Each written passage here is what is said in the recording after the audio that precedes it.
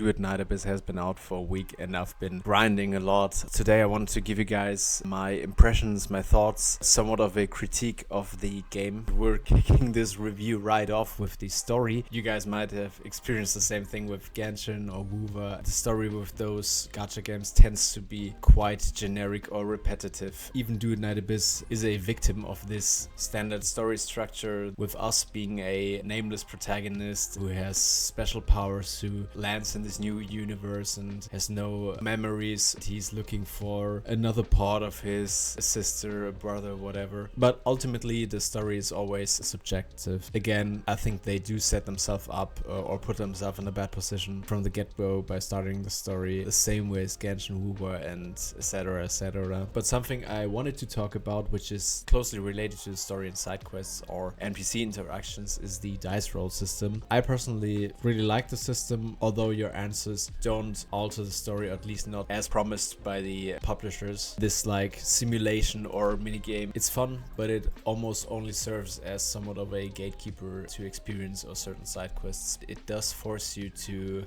vary your answers and dialogue, even if you don't want to give certain answers. Again, it forces you to choose different dialogue options because you want to grow your attributes evenly for optimal progression. I like it a lot, but I can acknowledge that it has its flaws. Next, talking about the exploration, which is quite a very important part of those games that are similar to Duet Night Abyss, like Wuwa and Genshin. I know it's officially not a gacha game, but since they've changed the formula last minute, there are quite a lot of resemblances. The exploration is fun. I do like the open world, especially the jumping challenges, which are the best in the genre. Like, they surpass Genshin and Wuwa by a mile. But my problem with the exploration is that first, there's a lack of visual feedback, so whenever I look upon the map, I have no clue about my progress, about how many things I've potentially have missed. Not only that, it's a lack of information which would be useful for me as a player, it's also a lack of positive feedback. The rewards are super lackluster. If the game would have stayed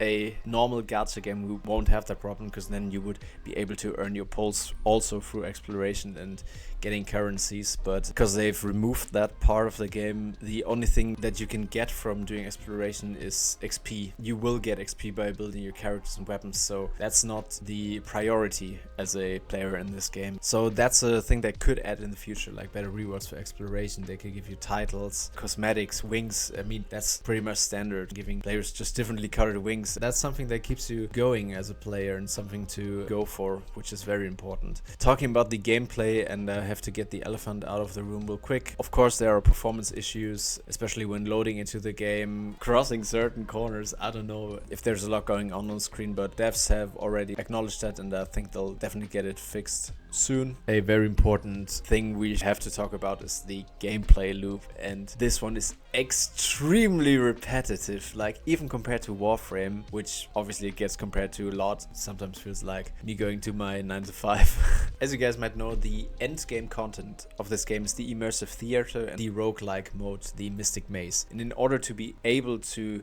get all of the rewards from those modes, to finish those modes, you have to level up your characters. What do you do to level up characters? First, you have to get them by doing commissions. Then you have to level them up by doing commissions. Same with the weapons and your skills and everything. And you also need to level up the whole team. You need a buffer and a support. And how do you do that? By doing commissions. Then you'll get to a threshold, your trial level, that gatekeeps you from continuing doing the same thing over and over again. So question is, how do you actually get over this threshold? You might have guessed it, by doing commissions. Because in order to get over this threshold, you have to level weapons or characters that you're not even interested in leveling. And you do that by doing commissions. And I mean, you get the drill. It's extraordinarily repetitive. Since they've removed stamina systems, there's almost nothing you can miss in a week or on a daily base. Very big plus. But here comes the thing. In every other gacha game, I know it's not a gacha, I mean, it was till the very end. In every other gacha game, the end goal is doing the Abyss, the Tower of Adversity, and you do that by leveling your characters and everything. But there you can focus on the characters you want to level. It doesn't force you to level characters you don't want to go for. And I get that it's very similar, but doesn't seem as tedious and repetitive as in Duet Night Abyss, because you have the limitation of a stamina system. So having a stamina system or things that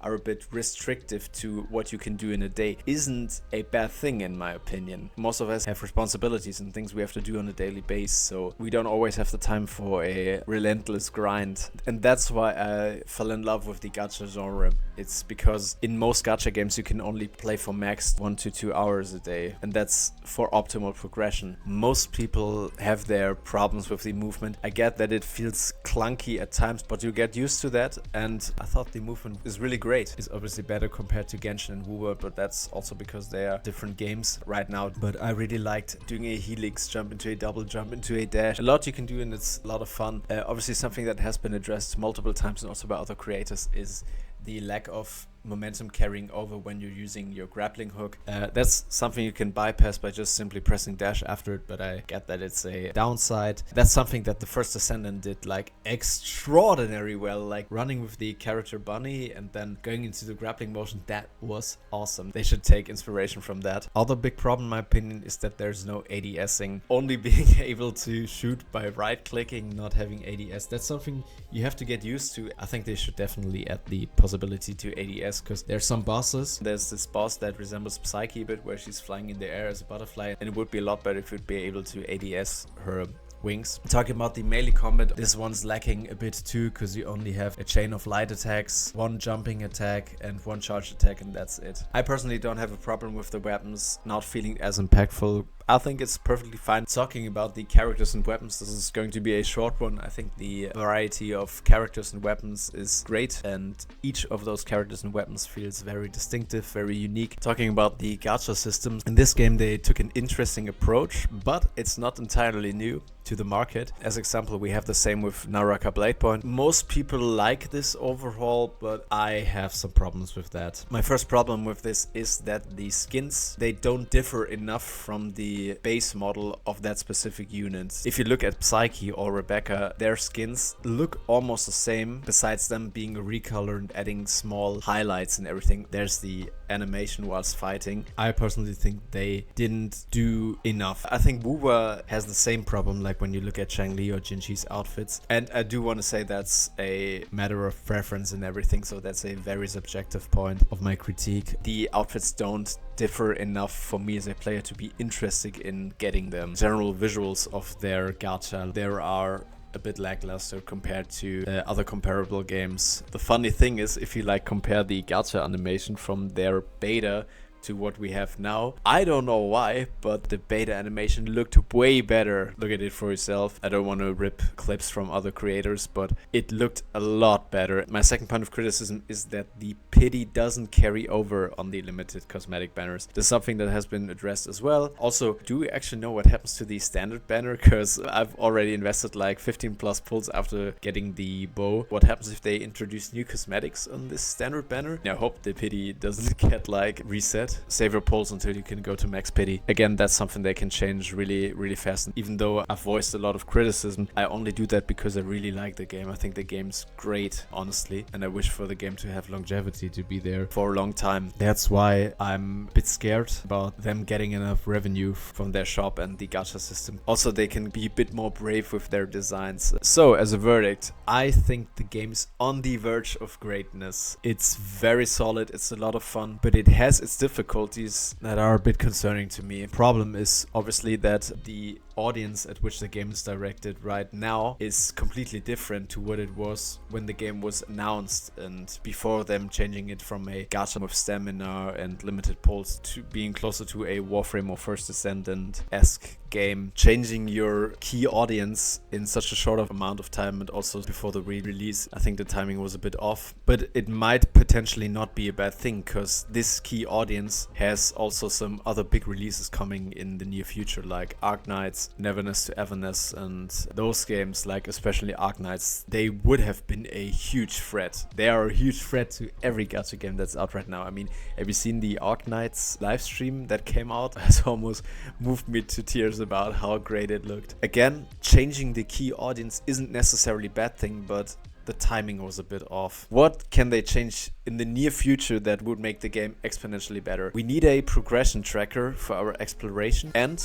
we need cosmetic rewards for doing 100% on a map. The pity needs to carry over on the limited banner, obviously also on the standard banner, and they need to rework their shop. They need to step up their cosmetic game a bit. Other than that, the game is a lot of fun. I really do enjoy playing it. I'm going to continue having fun playing it, and I hope you guys do too. So thanks a lot for watching, and see you in the next one.